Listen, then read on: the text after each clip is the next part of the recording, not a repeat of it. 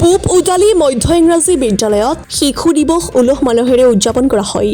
উক্ত অনুষ্ঠানত হোজাই জিলাৰ district programming officer Ashok Gogoi আৰু হৰিপ্ৰসাদ শইকীয়াদেৱৰ লগতে জাৰনী আৰু খাগৰিজান সমল কেন্দ্ৰৰ সমল বিষয়া মায়ান হুছেইন উপস্থিত থাকে। প্ৰতিযোগিতাৰ বিচাৰকৰ ভূমিকাত থাকে উজালি মহাবিদ্যালয়ৰ ইংৰাজী বিষয়ৰ অধ্যাপক মুস্তাক আহমেদ আৰু পল্লৱী দেৱী। শিশু দিৱসৰ লগত সংগতি ৰাখি অনুষ্ঠিত কৰা তৰ্ক আৰু বক্তৃতা প্ৰতিযোগিতাৰ লগতে নৃত্য প্ৰদৰ্শনৰ লগতে কাৰ্যসূচীসমূহত ছাত্ৰ-ছাত্ৰীসকলে অংশগ্ৰহণ কৰে। ছাত্ৰ-ছাত্ৰীসকলে শিশু দিৱসৰ লগতে আন বহুতো বিষয়ত তেওঁলোকৰ প্ৰস্তুত কৰা বক্তৃতাসমূহ প্ৰদান কৰে।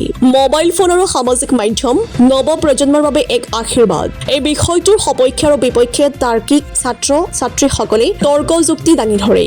দ্বিতীয় বিষয়াসকলে ছাত্ৰ-ছাত্ৰীসকলৰ সক্ৰিয় অংশগ্ৰহণৰ বাবে ভূয়সী প্ৰশংসা কৰে আৰু তেওঁলোকৰ লগত বিদ্যালয় কৰ্তৃপক্ষৰো প্ৰশংসা কৰে আৰু সুপৰামৰ্শ আগবঢ়ায়। News desk AZ news. সন্মানীয় আজিৰ সভাৰ অধ্যক্ষ মহোদয়, সন্মানীয় বিচাৰক মণ্ডলী, শ্ৰদ্ধাৰ শিক্ষাগুৰুসকল, শ্ৰদ্ধাৰ আমন্ত্ৰিত ছাৰ বাইদেউসকল আৰু মোৰ মৰমৰ বন্ধু বান্ধৱী তথা ভাইটি ভণ্টিসকল, আজিৰ এই তৰ্ক প্ৰতিযোগিতাখনৰ বিষয়টো হ'ল মোবাইল ফোন আৰু সামাজিক মাধ্যম বৰ্তমান নৱপ্ৰজন্মৰ বাবে এক বৰদান।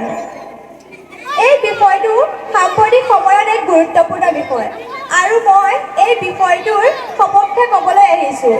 আৰু অধ্যক্ষ মহোদয়, মোবাইল ফোন আৰু ছ'চিয়েল মিডিয়া যে বৰ্তমান নৱপ্ৰজন্মৰ বাবে বৰদান, সেই কথাটো মই সমৰ্থন জনাইছোঁ। তাঁৰযুক্ত টেলিফোনৰ বিপৰীতে মোবাইল ফোন আৱিষ্কাৰ কৰা হৈছিল।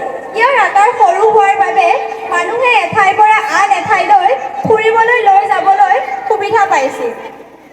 মোবাইল ফোনক অসমীয়াত ভাম্যভাস যন্ত্ৰ বুলিও কোৱা হয়। আমেৰিকা যুক্তৰাষ্ট্ৰৰ মাৰ্কিন কুপাৰ আৰু জন ফ্ৰান্সিছ নামৰ দুজন ব্যক্তিয়ে মোবাইল ফোন আৱিষ্কাৰ কৰিছিল।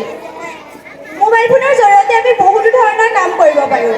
অধ্যক্ষ মহোদয়, মোবাইল ফোনৰ জৰিয়তে আমি অনলাইন শ্বপিঙো কৰিব পাৰোঁ।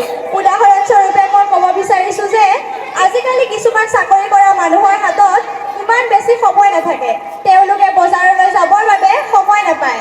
সেয়েহে মই ক'ব বিচাৰিছোঁ যে অধ্যক্ষ মহোদয়, আৰু আজিকালি তেওঁলোকে অনলাইনৰ যুগতে বস্তুটো অৰ্ডাৰ দি অনলাইন ঘৰতে উপভোগ কৰিব পাৰিছে। সেয়েহে অধ্যক্ষ মহোদয়া, মই ক'ব বিচাৰিছোঁ যে মোবাইল ফোন আমাৰ বাবে এক বৰদান। মোবাইল ফোনৰ জৰিয়তে আজিকালি ছাত্ৰ-ছাত্ৰীয়ে ঘৰতে অনলাইন ক্লাছ কৰিব পাৰিছে। অধ্যক্ষ মহোদয়া, মই উদাহৰণস্বৰূপে ক'ব বিচাৰিছোঁ যে আমি স্কুল যদি কেতিয়াবা কিবা বেমাৰৰ বাবে বন্ধ হৈ থাকে, তেতিয়া আমি ঘৰতে অনলাইন ক্লাছ কৰিব পাৰোঁ। অধ্যক্ষ মহোদয়া,